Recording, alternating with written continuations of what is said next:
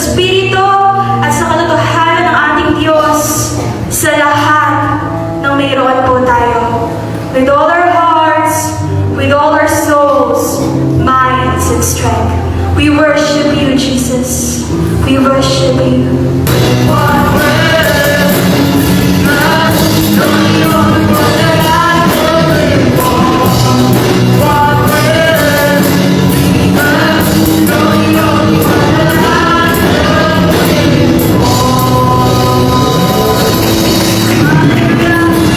Next po natin, 1 Thessalonians 5:17, pray without ceasing. Ibig sabihin, palagi kayong manalangin. Di ba? Title po natin, Why is Prayer Essential? Bakit po ba mahalaga ang manalangin? Aming Diyos na dakila, tunay at tapat, pinupuri at sinasamba ka namin. Pinaparangalan namin, tinataas ang iyong dakilang pangalan. Salamat po, O Diyos, sa araw na ito. Minsan pa pag-aaralan po namin ang iyong banal na salita. Banal na Espiritu, kayo po ang maging tagapagturo. Panginoon, i-cover niyo po ako ng iyong banal na dugo at huwag niyo pong hayaan na makasingit po ang kaaway. Maraming salamat po sa katagumpayan ng iyong gawain mula sa simula hanggang sa matapos po.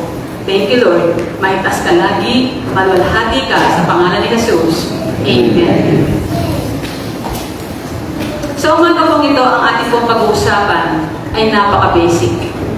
Masasabi po natin na madali lang manalangin sa Diyos, di ba ba? Ang daling makipag-usap sa ating Diyos. Pero marami po sa mga Kristiyano, dinineglect ito. Minsan po may mga Kristiyano na nakakalimutan pang manalangin. Sabi ko nga po, di ba, minsan nagpipray ka sa gabi, nakahiga ka lang. Wala nang amen. Bakit? Nakatulog ka na. Kaya ito pong pag-aaralan natin, nawa po, magising po, mabuksan muli ang ating kaisipan.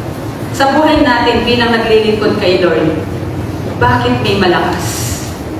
Bakit may mahina? Bakit may masaya? Nagpapatuloy sa kanilang ministry sa kabila ng lahat. Hindi dahil po kaya natin, kundi ang bawat isa ay may secret weapon. Ano po yung secret weapon natin? Prayer. Palagi po yan nagbabasa ng Bible. Pag binasa mo po yung Bible, nananalangin po yan. Ang ating Panginoong Jesus Kristo, nagpipray lagi yan. Why is prayer essential? Number 1. 3 points lang po tayo. Why is prayer essential? Number 1, it confirms that you are a child of God. It confirms that you are a child of God. Romans 8:15. Sa English po, for the Spirit that God has given you does not make you slaves and cause you to be afraid. Instead, the Spirit makes you God's children. And by the Spirit's power, we cry out to God, Father, my Father. Sabi po sa Tagalog, sapagkat hindi espiritu ng pagkaalipin ang inyong tinanggap upang kayo mamuhay sa takot. Sa halip, ang inyong tinanggap ay espiritu ng pagpupok upang kayo gawing mga anak ng Diyos. Kaya tayo tumatawag sa Kanya ng Ama, Ama ko. Kung nananalangin po tayo, di ba, Ama? Amang Diyos. Di po ba? Mga kapatid, mababago po ang pananaw natin ngayon tungkol sa prayer na umaga. Ang prayer hindi yung paghingi na lang lagi sa Diyos. Pahingi ng pambili ng bigas, Lord. Pahingi po ng pambayad sa kuryente. Pambili ng gamot. Sa mga single, Lord, pahingi ng asawa. Sa mga kabataan, pahingi ng boyfriend. Pahingi po ng girlfriend. At ano pa po? Yung mga lahat ng pangangailangan natin. Ang prayer ay hindi kagaya po ng fire extinguisher. Alam niyo po ba yun? Yung fire extinguisher? Na kapag may sunog at saka mo lang gagamitin. Ang fire extinguisher, nasa tabi lang yan. Pag may sunog at saka lang magagamit, di po ba? Minsan ang mga Kristiyano parang fire extinguisher Pag maayos ang buhay, walang pangangailangan, di na muna kailangan manalangin. Mamaya na ako manalangin kasi masaya ka Okay lang ang takbo ng buhay. So they do not need prayer. Ayaw po nilang manalangin kasi okay naman sila Mali po. Ang sabi po ni Paul, pray without ceasing. Tayo po ay dapat manalangin lagi. Yan po yung Bible text natin. 1 Thessalonians 5:17. If you read the Bible, God talk to you. But if you pray, you talk to God. Tandaan po natin ang anak ng Diyos, hindi kompleto. Hindi po kompleto ang buhay natin pag di tayo nananalangin. Kasi ang nais natin, kausapin natin lagi ang Diyos. Bakit? Kasi po alam natin, may magagawa ang Diyos. Ganyan po ba? Hindi po natin kinakausap ang Diyos sa panahon lang na may problema tayo. Ang Diyos ay kinakausap natin dapat araw-araw because we have a relationship with Him. May relasyon po tayo sa ating Panginoong Jesus. Kapag inaawitan natin siya, that is prayer. Kanina po, di ba, nag-praise and worship? That is prayer. Worshiping and glorifying God, that is also a prayer. Prayer is not just asking, Lord, I need this, I need that, I need sign, Lord. Pakita mo po sa akin kung tama ang desisyon ko. Ang panalangin po ay dapat natin gawin sa tuwi-tuwi na, lagi-lagi, because we are a child of God. Anak po tayo ng Diyos. Hindi lang po tayo nananalangin kapag may kailangan tayo. Amen po ba? Amen. Ang prayer ay dapat natin gawin kahit naglalakad tayo. Naglalakad ka, Lord, salamat po sa pag-iingat, di po ba? Kahit nagtatrabaho ka, kahit nag-aaral ka, kahit nagluluto ka, o kahit kung anong ginagawa natin. Kasi po, mga anak tayo ng Diyos. Isama po natin ang Lord sa lahat ng ginagawa natin. For example, Lord, maglalaban na po tayo. Sabihin natin, Lord, maglalaban na po tayo. Salamat po sa kalakasan ng aking pangangatawan. Sa mga nag-aaral, Lord, mag-i-exam na po tayo. Salamat, Banal na Espiritu sa iyong gabay at pagbuhay. Di ko ba ang saya? Sa mga may work, Lord, papasok na po tayo. Salamat, magiging maayos ang lahat kasi kasama kita. Hindi po ba napakasaya na lagi natin kinakausap ang Diyos? Kahit ano po yung ginagawa natin? Di po ba masaya tayo na kahit na may ginagawa ka, naaalala mo siya? Amen po ba? Pag naglilinis ka, for example sa bahay, naglilinis ka, kinakausap mo ang Diyos. Masaya ka, di po ba? Di ka napapagod. Nagmamang ka. Di ka nagre-reklamo. Di ka nagagalit kahit pagod ka na. Kasi kasama mo ang Lord. Subukan mo maglinis na wala kang Kristo sa puso. Lalo may pumasok na nakapaanak ay nakachinelas. Labas-masok. Kung wala kang Kristo sa puso, baka ako susundan mo yung bakas, di mo ba? Ginawa niyo na po ba yun? Minamang ko, hinahabol mo yung paa niya, yung kanyang chinelas. Kasi wala ka pang Kristo sa puso. Pero dahil meron ka ng Lord, meron ka ng Jesus, meron ka ng pagpipigil sa sarili, at masaya ka pag nagawa mo yung ginagawa mo, nakasama mo ang Lord. Amen po ba? Amen. Ngayon po mga magulang at kapatid, napakahalaga po na malaman natin ang katayuan natin bilang anak ng Diyos. Nararapat po na lagi natin kausapin ang Diyos. Kaya kapag may dumating na mabigat na pagsubok, may problema ka, na hindi mo alam kung anong gagawin, hindi ka na natataranta. Bakit? Kasi alam mo, tutulungan ka ng Diyos. Amen po ba? Amen. So we pray every day because we are a child of God.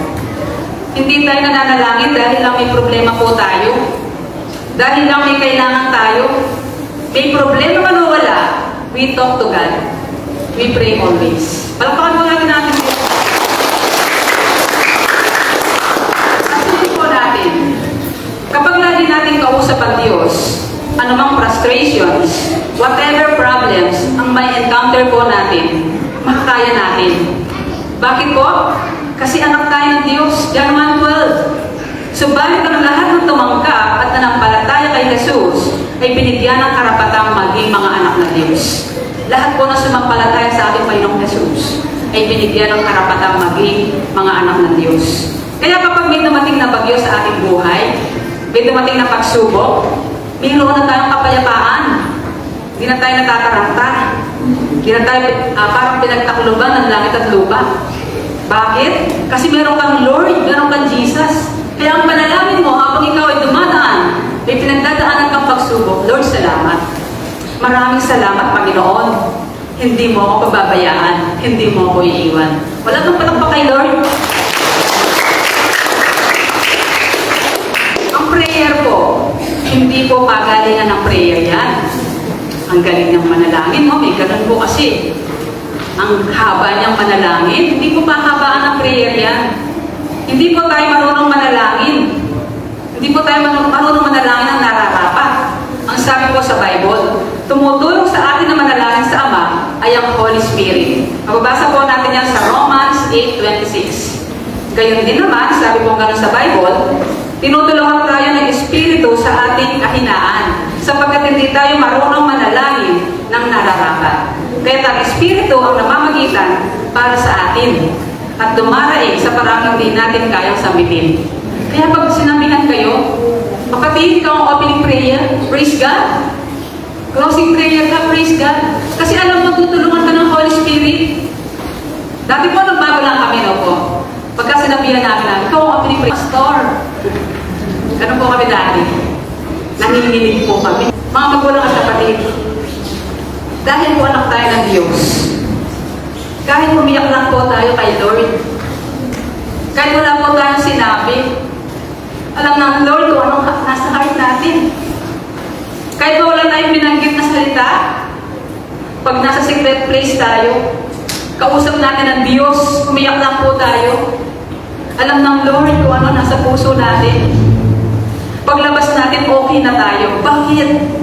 Kasi ang banal na Espiritu ng Diyos ang nanalangin para sa atin. Romans 8:26. Wala bang palakpak kay Lord?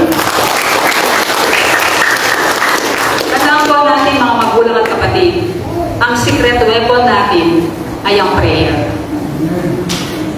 Sa pakikipag-ugnay o pananalangin po natin kay God, it confirms that we are a child of God. Amen po ba?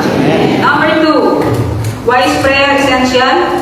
It reveals that you have faith in God. Number 2, it reveals that you have faith in God. Ang sabi po sa Mateo 21 verse 22, ano man hingin ninyo sa pananalangin, ay tatanggapin ninyo kung sumasampalataya kayo. Tayo nag-pray. Prayer yung alam natin na tutulungan tayo ng Diyos kahit hindi natin nakikita. And that is faith. Hindi po natin nakikita. That is faith. Hebreo 11:1, faith is confidence in what we hope for and assurance about what we do not see. Ang pananampalataya ay katiyakan na mangyayari ang ating mga inaasahan at paninindigan tungkol sa mga bagay na hindi natin nakikita. So kailangan meron po tayong faith, meron tayong pananampalataya. Pag nanalangin tayo, kasama na po yung faith natin. Naniniwala tayo gagawin ng Lord. Sabi po sa Mark 11:24, when you pray, sabi ganon, ito po, paboritong verse po namin yan, when you pray and ask for something, believe that you have received it and shall be given unto you. Believe. Sabi po sa Lord, believe. Maniwala ka. Paano ka po naniniwala? For example, Lord, gusto ko po magkaroon ng kotse. Sino naman magbibigay sa akin ng kotse? Hindi po ba? Asan po yung faith? Po tayo, pag gustong-gusto po natin yung prayer natin, kailangan may faith. May pananampalataya. Amen po ba? Amen. Mga kapatid, pag nananalangin ka sa Diyos, maging natural ka kay Lord. Maging natural po tayo. Ang sabi po sa Bible, kapag mananalangin ka, ito po biblical, sabi po sa Bible, kapag mananalangin ka, pumasok ka sa silid at isara mo ang pinto. Saka ka manalangin sa Ama na hindi mo nakikita at ang iyong Ama na nakakakita ng ginagawa mo sa lihim ang siyang magbibigay sa iyo ng gantimpala. Mateo 6:6. Sige po pakipla sa Mateo 6:6. Therefore I tell you, but when you pray, sabi po gano'n sa English, go into your private room, shut your door, and pray to your Father who is in secret. And your Father who sees in secret will reward you. So, ang gusto po ng Lord biblical po sa Mateo 6 verse 6, pumasok ka sa iyong kwarto, isara mo ang pinto, makipag-usap ka sa ating Diyos, sabihin mo lang sa Kanya, at saka ka dumapa, at saka mo kausapin ang ating Diyos na buhay. Amen po ba? Amen. Or ayaw mo pong dumapa, ayaw mo dumapa, pumunta ka sa ilalim ng puno, sabihin mo kay God lahat na nandito sa Yung pasasalamat mo, sabihin mo lahat kay God sa ilalim ng puno niya po, nakikipag-usap tayo sa Kanya. Kilala niyo po si Haring David sa Bible. Nagkasakit po ng malubhang kanyang anak. Maganda po ng katotohanan kanina, no? Dahil po kay Akong Marie, yung evangelism na ginawa ko niya, pag-evangelize niya kay Daisy, di po ba? Ngayon po, worker na si Daisy, naglilingkod na po kay Lord. Lahat po tayo, maging masipag po tayo sa evangelism. Hindi naman po kailangan na magaling ka magsalita. Nag-invite ka. Evangelism na po yun. Yung iba po sa Bible study. Di ba mag-enjoy po tayo sa Bible study? Minsan nga, gabi na ayaw pa umuwi.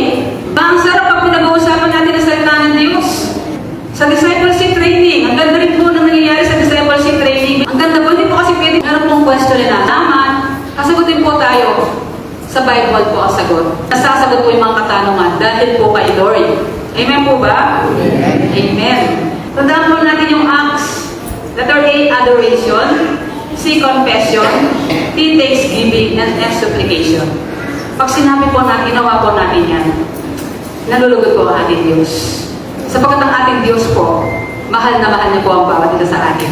Amen po ba? Palakpakan po natin ang ating Lord. Alam ng Diyos ang nasa puso natin. Pag lumapit kayo, hindi po sa akin, kundi sa ating Panginoon. Ang Diyos po natin sa lugar na ito ay tumutugon.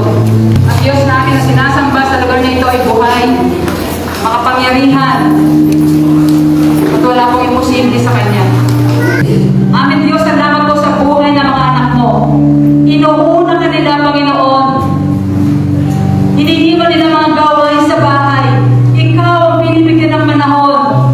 At naniniwala po kami, amin Diyos, may gagawin ka sa kanilang mga buhay. Salamat po sa blessings. Salamat po sa pagpapala. Salamat po sa kapatawaran ng aming mga kasalanan. At salamat po, Diyos, na may gagawin ka sa kanilang mga buhay. Thank you, Lord, sa iyong kapalang kamay. Tinatagubilin ko po silang lahat. Thank you, God, na nagpapakumbaba, nananampalataya sa aming Panginoong Jesus. Ano man po ang desire ng puso nila, O God, sa oras na ito, tinatagpo mo ng Panginoon. Tinanggal mo ang pride. Pinalitan mo po ng pagpapakumbaba. Salamat po, Lord, yung mga luha na yan. Luha ng pagmamahal mo sa ating Panginoong Jesus. Kaya Lord, salamat po sa kanilang lahat. I-cover niyo po sila ng iyong banal na dugo, ng iyong kapangyarihan, O Diyos. Salamat po naman po ang pangangailangan nila. Sa oras na ito, pinatagpo mo na po, Panginoon. Salamat sa pag-ibig mo, sa pagmamahal mo, sa bawat isa sa iyong mga anak. Jesus, thank you, Holy Spirit. Pinataas ka namin lagi. Pinaparangalan ka namin. Sa pangalan ni Jesus. Amen, amen. Sige po, maaari na po tayong tumayo para sa ating pagkakataon.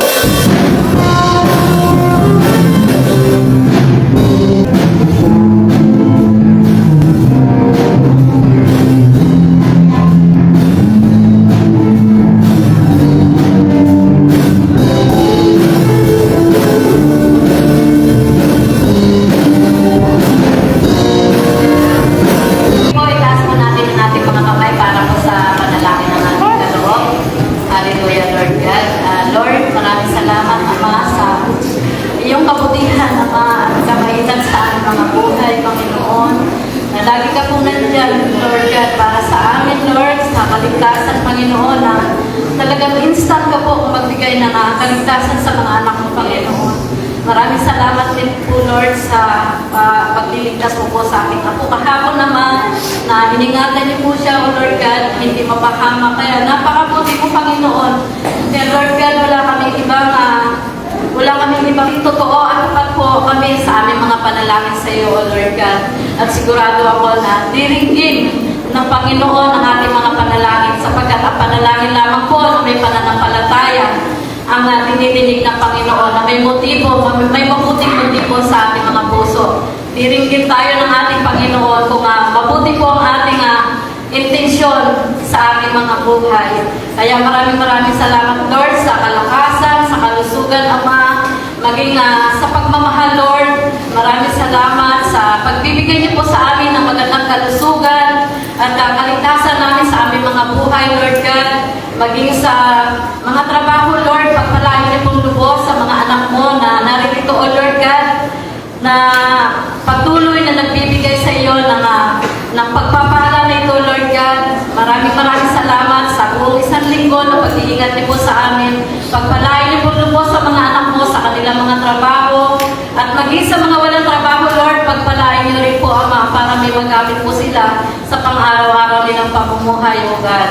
Maraming salamat, Lord. Tinataas po namin itong kaloob na ito, Panginoon, na magamit lamang po sa tama at naayon lamang sa iyong kalooban, Ama.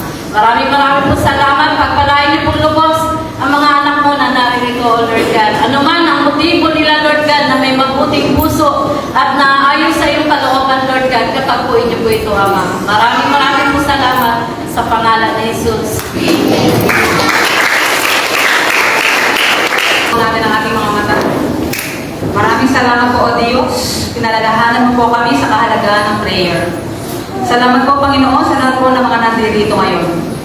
I pray complete healing, financial breakthrough, restoration ng mga nasirang relasyon, at katagumpayan sa lahat ng aspeto ng aming buhay. Mangyari po lagi, Ama, ang kalooban mo sa bawat isa po sa amin. Thank you, Lord. Thank you, Jesus. Bless us all today. In the name of the Father, the Son, and the Holy Spirit. Amen. Amen.